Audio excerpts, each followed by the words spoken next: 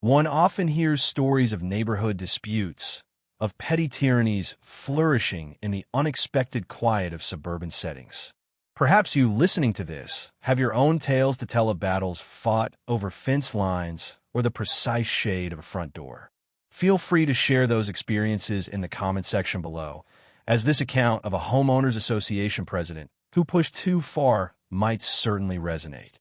Today's story concerns Sheriff John Masters, retired, a man who sought only the solace of a quiet life after a long career, and one Mildred Grimshaw, an HOA president who disastrously mistook his profound grief and gentle demeanor for weakness.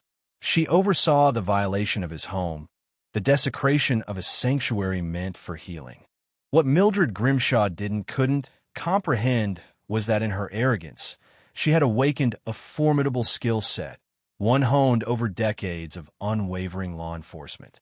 She was about to find herself ensnared in the meticulous, entirely legal, and utterly devastating revenge of a man who, having already lost so much, would not yield his principles or his peace. John Masters had chosen the house on Sycamore Lane with his wife, Sarah, in mind. It was meant to be their haven, a place where the clamor of his long career as a county sheriff would finally fade into the gentle hum of cicadas and the rustle of leaves. Sarah had loved the sprawling, albeit neglected, garden and the wide front porch, perfect for watching thunderstorms. They had planned to fix it up together, a project to bridge the transition from a life of duty to one of quiet companionship. But Sarah had been taken from him swiftly, a sudden illness leaving a void so vast it seemed to swallow all light. Now, John moved into the house alone, each unpacked box, each decision about where to hang a picture, a fresh stab of grief. He was a man adrift, the sharp edges of his former self softened by sorrow, his days measured by the small, necessary tasks of settling in. He'd told no one in the new neighborhood about his past profession. He was just Mr. Masters, the quiet widower in the house that needed some work. The first encounter with Mildred Grimshaw, president of the Oakhaven Estates Homeowners Association, had been blessedly brief, yet it left a faintly acrid taste. She had materialized on his doorstep a week after he moved in, a woman whose entire posture screamed self-importance, from her rigidly coiffed hair to the clipboard clutched like a scepter. "Mr. Masters," she'd announced, her voice carrying a tone that brooked no argument. "I am Mildred Grimshaw, HOA president. Welcome to Oakhaven. I trust you've received and thoroughly reviewed the covenants, conditions, and restrictions. We maintain very high standards here." She then pointed a perfectly manicured finger towards a slightly loose gutter, a relic of the previous owner's neglect that John had on his list. "That will need to be addressed promptly." Section 4, Subsection B, Paragraph 3 regarding exterior maintenance.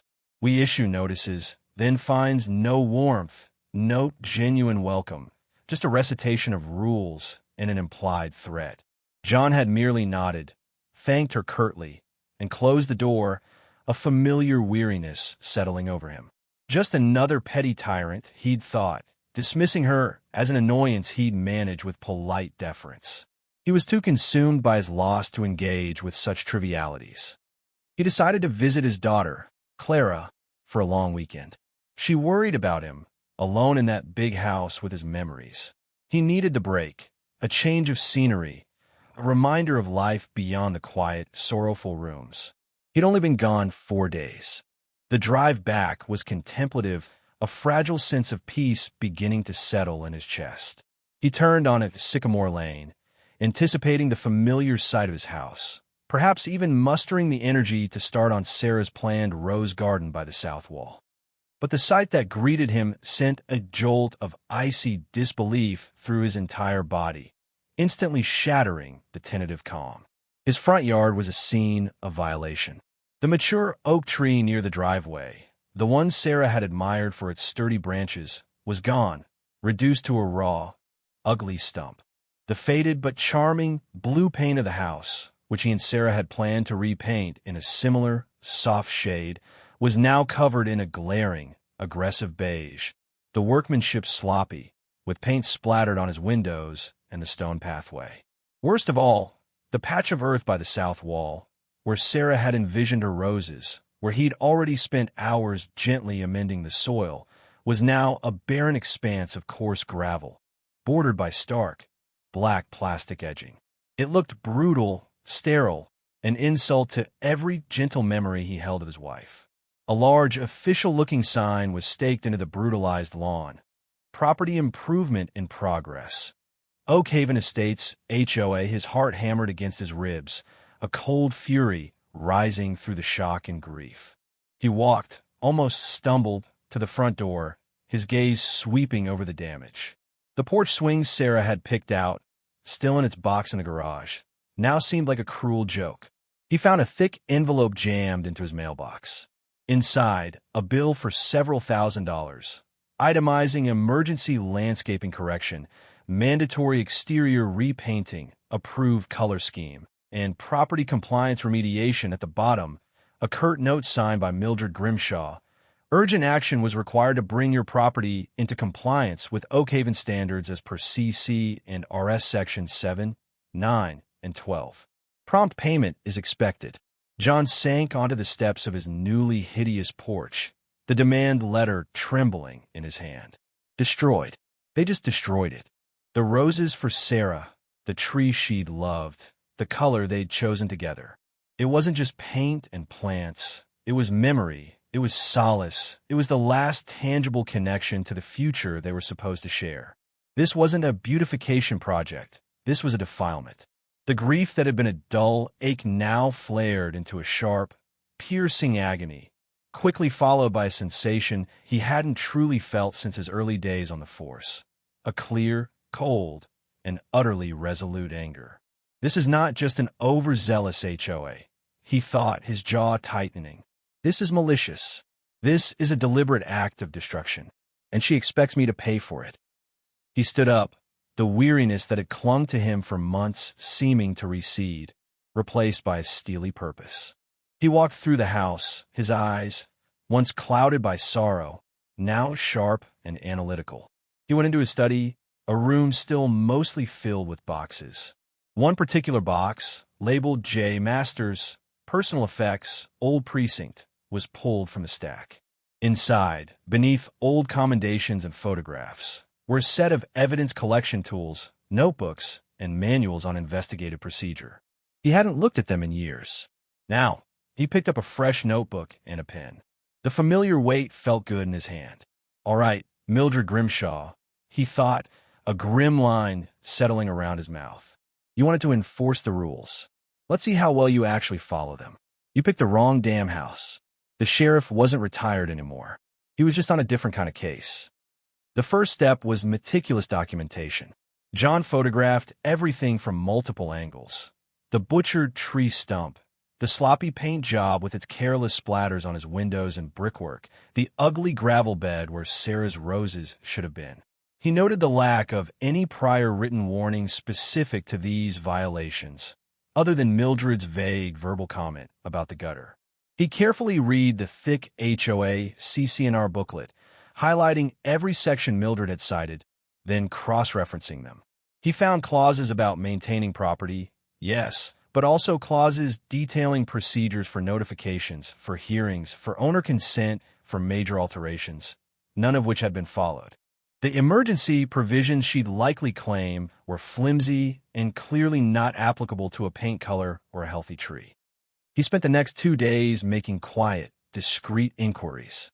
He learned that Grimshaw's Goons, as some whispered, were a landscaping and general contracting company owned by Mildred's brother-in-law, a company that seemed to get all the HOA's no-bid contracts for compliance work. He noted the fear in the voices of the few neighbors he spoke to, the quick glances over their shoulders. Most were reluctant to say anything substantive, offering only sympathetic murmurs and hasty retreats. But one elderly woman, Mrs. Henderson from across the street, her eyes sad as she looked at his ravaged yard, whispered she did something similar to the Parkers when they moved in. Fought them tooth and nail till they sold up and left. Said their bird bath was attracting undesirable elements. That was a crucial piece, a pattern of behavior. His grief for Sarah was still a heavy cloak, But now it was interwoven with a fierce, protective anger. He was fighting for more than just his property. He was fighting for the sanctuary Sarah had envisioned, for the principle that bullies shouldn't win, for the quiet dignity of his own life. The skills honed over 30 years of police work, observation, evidence gathering, understanding legal frameworks, and the psychology of power abusers began to resurface, slotting into place with a grim satisfaction. He started a detailed file, just as he would have for any major investigation. Case file, Grimshaw, Oakhaven HOA. His next step was to seek out potential allies. He remembered Mrs. Henderson's comment about the Parkers. He also recalled seeing a quiet, older gentleman often working in his own meticulously kept garden, a man who always offered a polite nod but never engaged in conversation beyond that. John approached him one afternoon. "Mr. Jenkins, I believe," he began, extending a hand. John Masters from across the street. The newly redecorated house. Arthur Jenkins, a man with kind eyes and work-worn hands, gave a small, sad smile. "Ah, yes. I saw what they did. A terrible shame, Mr. Masters. Especially that old oak." There was a weariness in his voice that John recognized. "Happened before, you know. Not quite as drastic, perhaps. But Mildred, she has her ways." "I was hoping you might tell me about some of those ways, Mr. Jenkins," John said quietly. "I'm not inclined to let this stand, or pay for it." Arthur hesitated, looking around as if Mildred herself might materialize from the rose bushes. "It's not wise to cross Mildred. She holds grudges, and she controls the board." "I understand that," John said. "But I also understand that what happened to my property wasn't just a violation of some bylaws. It feels like a violation of law. Destruction of property, trespass. I used to be in law enforcement, Mr. Jenkins. I know how to build a case." He hadn't intended to reveal his background so soon, but Arthur needed reassurance, a reason to trust him. Arthur's eyes widened slightly. "A policeman?" He seemed to mull this over. "Well now, that might make a difference." He paused, then sighed. "All right, Mr. Masters. Come inside. I was the HOA treasurer for a short while, before Mildred orchestrated my removal. I might have some old records, some insights that could be useful." Arthur Jenkins' small, tidy home was a stark contrast to the chaos Mildred had wrought on John's property. Over cups of tea, Arthur recounted his own battles with Mildred. He'd questioned her habit of awarding contracts without multiple bids, her pushing through expensive community projects that disproportionately benefited properties near her own, and her arbitrary enforcement of rules. For his trouble, he'd been systematically undermined, accused of incompetence, and eventually voted off the board by Mildred's loyal cronies. "She runs this HOA like her personal fiefdom," Arthur said, his voice laced with old anger. "The other board members, they're either too scared of her or they benefit from her schemes. Most residents just pay the fines and try to stay off her radar." But Arthur had been meticulous. He'd kept copies of financial statements, meeting minutes he'd personally transcribed because he suspected the official ones were altered, and correspondence that hinted at kickbacks from preferred vendors, particularly Grimshaw's Goons, officially Oakhaven Property Services, run by one Al Drinkle, Mildred's brother-in-law. "AL's work is shoddy and overpriced," Arthur explained, "but he gets every significant job. I try to insist on competitive bidding." That's when she really turned on me. John listened intently, his mind already piecing together strategy. This was better than he'd hoped. Arthur wasn't just an ally. He was a goldmine of information and possessed a quiet integrity that John respected. "Arthur," John said, "this is invaluable. Would you be willing to work with me? To help gather more evidence, to talk to other residents who might have been wronged?" Arthur looked at John, a spark of his old fire rekindling in his eyes. "For a chance to see Mildred Grimshaw answer for what she's done?" "Yes, Mr. Masters. I believe I would." Over the next few weeks, John and Arthur became a quiet investigative team. They identified several other homeowners who had suffered under Mildred's reign. There was the young couple, the Delgados, fined repeatedly for the wrong shade of flowers in their window boxes, and Mrs. Albright, an elderly widow, who'd been forced to pay for the removal of a perfectly healthy rose trellis Mildred deemed unsightly Many were initially terrified to speak, but John's calm demeanor, his systematic approach, and Arthur's quiet endorsement slowly won their trust.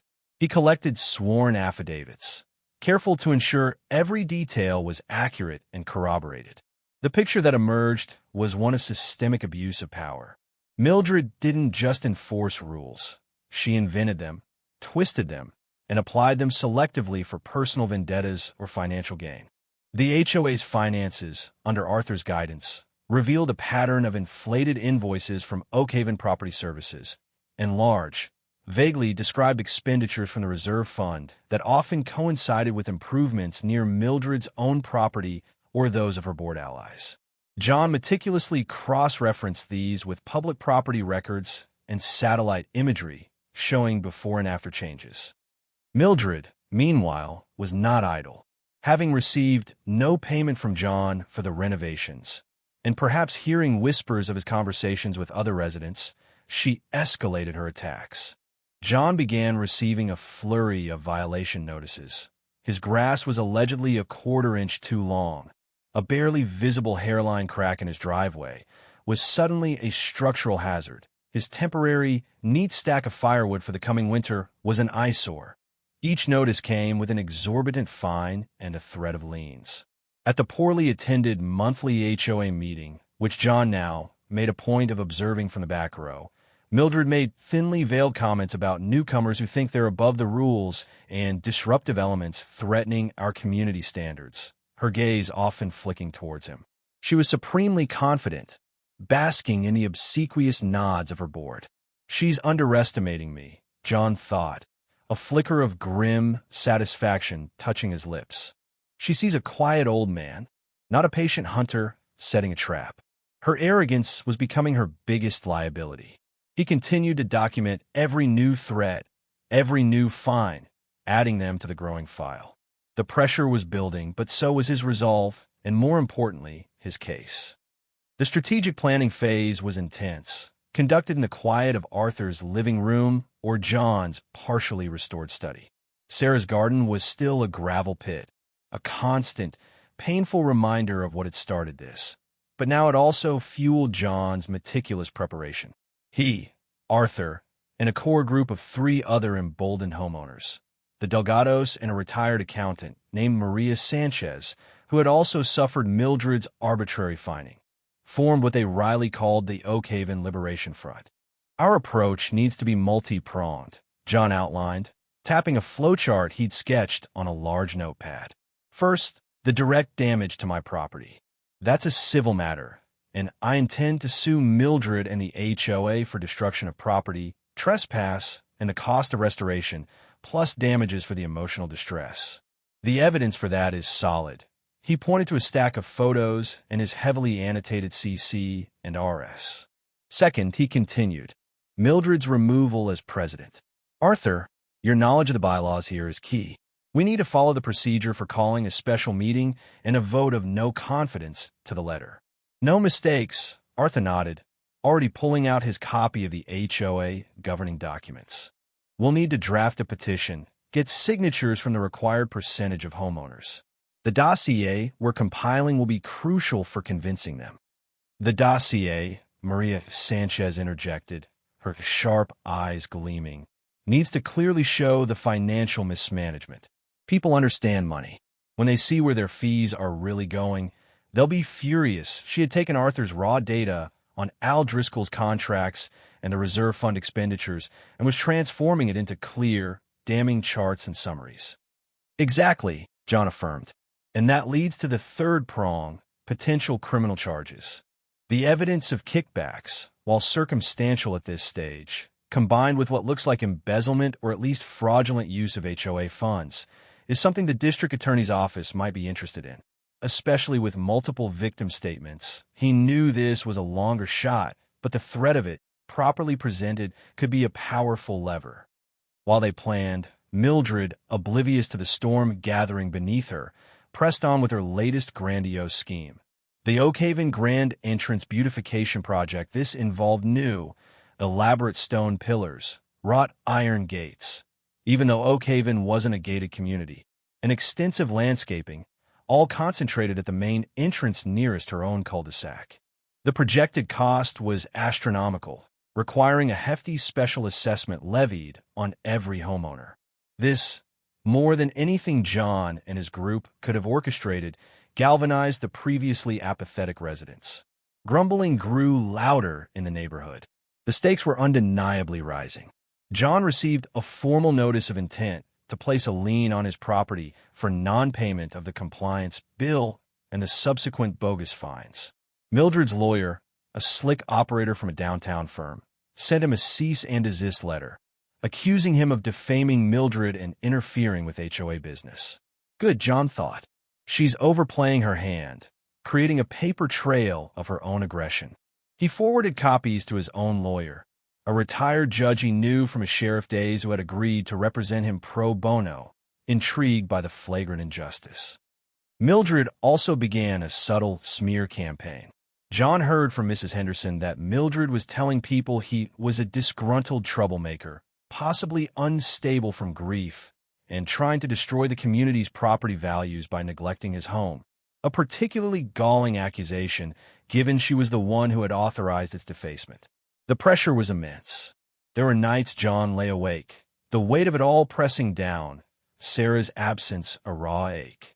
But then he would picture Mildred's smug, condescending face, recall the gravel where roses should be, and his resolve would harden like tempered steel. He was protecting more than just his house now. He was fighting for a principle, for the memory of the peace Sarah had sought, and for the decent, ordinary people being bullied into submission.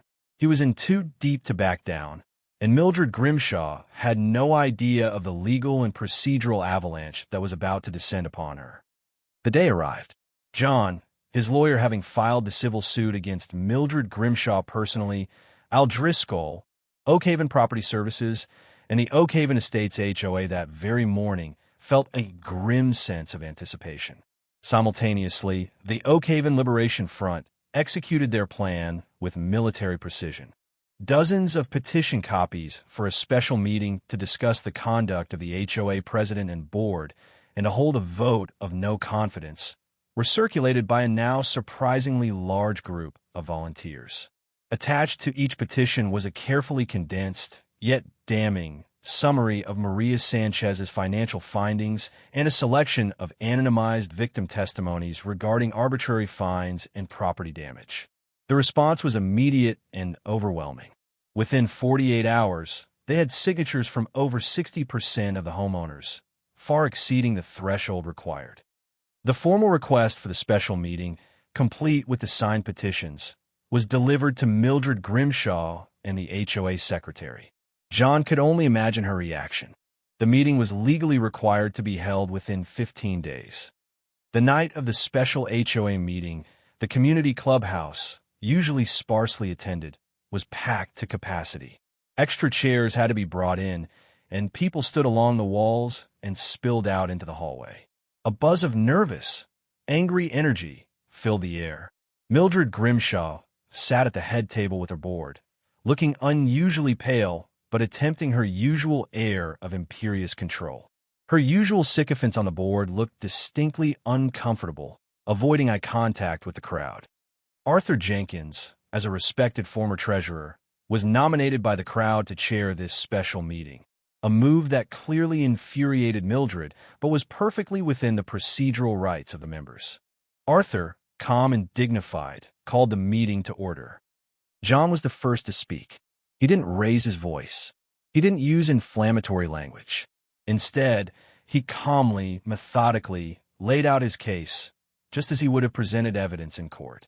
He displayed large, clear photographs of his property before and after Mildred's improvements. He read directly from the CC&RS, highlighting the sections regarding owner notification, consent, and emergency actions, demonstrating clearly how none of the proper procedures have been followed. He presented copies of the exorbitant bill from Oakhaven Property Services, and then, with Maria Sanchez's help, showed a side-by-side comparison of their rates with average market rates for similar work, revealing markups of 200 to 300%. This wasn't about compliance, John stated, his voice steady, his gaze fixed on Mildred. This was about the abuse of power about financial gain for connected parties, and about the deliberate destruction of private property. I have filed a civil lawsuit to recover damages and costs. But this meeting is about something more: the accountability of this HOA's leadership to its members. Then one by one, other residents stood up. The Delgados, their voices trembling but firm, recounted their endless fines for trivialities. Mrs. Albright spoke tearfully about her beloved rose trellis. Others shared stories of intimidation, of opaque financial dealings, of feeling helpless against Mildred's arbitrary dictates. With each testimony, Mildred's composure visibly crumbled. Her attempts to interrupt, to dismiss the speakers as disgruntled or misinformed, were met with angry shouts from the crowd to let them speak. Her board members stared at their hands, offering her no support. Arthur then presented Maria Sanchez, who walked the assembly through the financial analysis, showing charts that clearly indicated a pattern of suspicious payments to Al Driscoll's company, unexplained withdrawals from the reserve fund, and budget lines for community improvements that seemed to benefit only a select few properties, including Mildred's. The numbers were stark, undeniable. Mildred finally erupted. "This is an outrage. Slander. I have dedicated myself to this community, to maintaining its standards," she shrieked, her face flushed. "These are lies, fabrications by a few troublemakers led by this newcomer who wants to drag our beautiful Oakhaven into the gutter." She banged her gavel. "This meeting is adjourned." "No," a voice shouted from the back, and then others joined in. "Vote! Vote! Vote!" Arthur Jenkins calmly regained control. "A motion has been duly made and seconded to hold a vote of no confidence in President Mildred Grimshaw and the current board members who have supported her actions. According to our bylaws, this vote will now proceed by written ballot." The tension was electric. For a moment, it seemed Mildred might physically try to stop it, but the sheer number of determined faces staring her down seemed to finally break through her arrogance. She sank back in her chair, defeated, as volunteers distributed ballots. The meticulous plan was unfolding exactly as John had envisioned.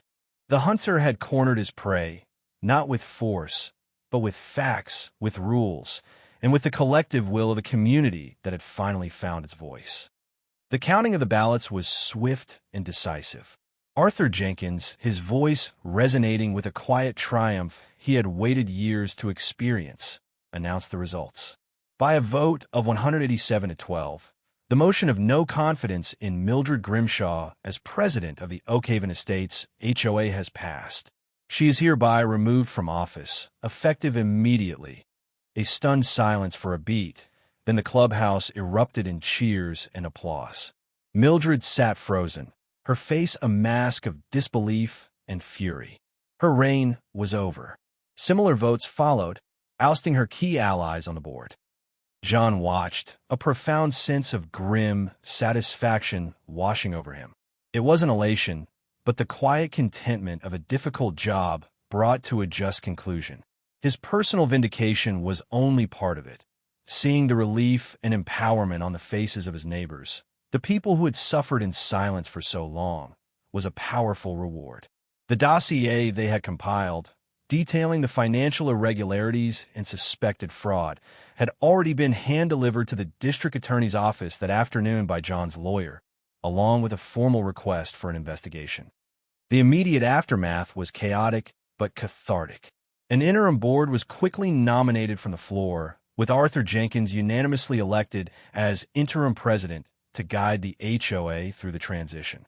One of their first official acts, passed by acclamation, was to issue a formal apology to John Masters, to rescind all fines and charges related to the renovations on his property, and to approve full compensation for the restoration of his yard and house to its original state or a state of his choosing. They also immediately terminated all contracts with Al Driscoll's Oakhaven Property Services. Mildred Grimshaw did not take her defeat gracefully. She stormed out of the clubhouse, shouting threats of lawsuits, but her power was broken. The next day, news began to circulate that the DA's office had indeed opened a formal investigation into the HOA's finances during her tenure. Within a week, Al Driscoll's business was also under scrutiny for bid rigging and fraudulent billing across multiple HOAs he'd serviced through similar connections. Mildred became a pariah. Neighbors she had once terrorized now openly ignored her or met her gaze with cold disdain. The web of fear and intimidation she had so carefully woven had unraveled completely. John's civil suit proceeded.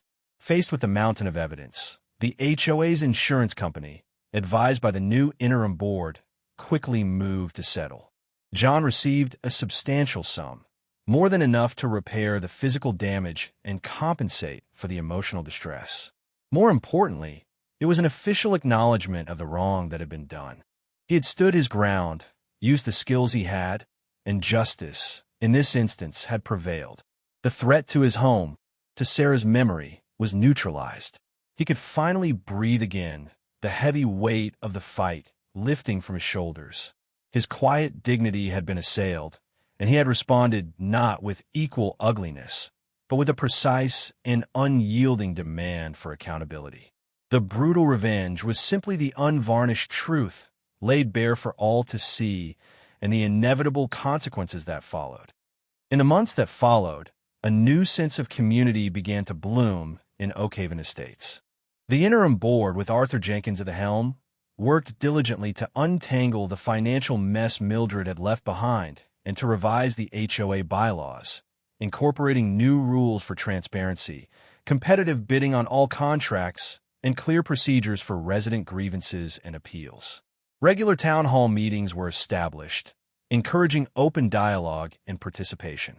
The atmosphere shifted from one of suspicion and fear to one of cooperation and mutual respect.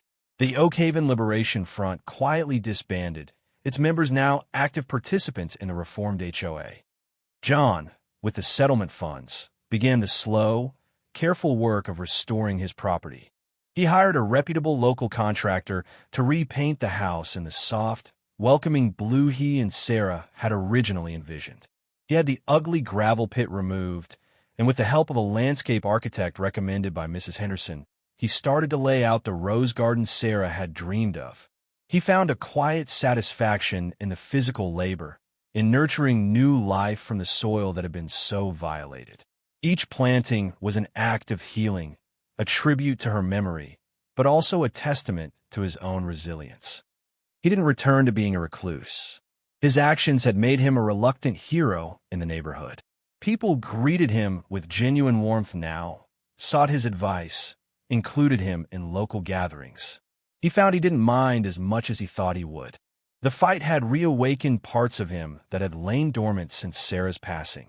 His sense of justice, his ability to lead, his desire to protect. He even agreed to serve on an advisory committee for the new HOA board, offering his expertise to help them build a stronger, fairer community. He was finding a new, quiet purpose, one that didn't replace his grief but existed alongside it, giving shape and meaning to his days. As for Mildred Grimshaw, her downfall was complete and public. The DA's investigation uncovered substantial evidence of embezzlement and fraud. She and Al Driscoll were indicted. Facing overwhelming evidence and mounting legal fees, she could no longer bully the HOA into covering. Mildred eventually pleaded guilty to several lesser charges to avoid a lengthy prison sentence, but she received a significant probationary period, heavy fines, and court-ordered restitution to the HOA. Her reputation was ruined. Unable to bear the shame and the open hostility of the community she had once dominated, she sold her house at a loss and moved away, disappearing into ignominy. The stone pillars at the grand entrance she had championed were quietly dismantled by the new board, the funds reallocated to genuinely needed community repairs. John often sat on his porch in the evenings, watching the sunset paint the sky, the scent of newly planted roses beginning to fill the air. He thought of Sarah, of the peace they had sought here.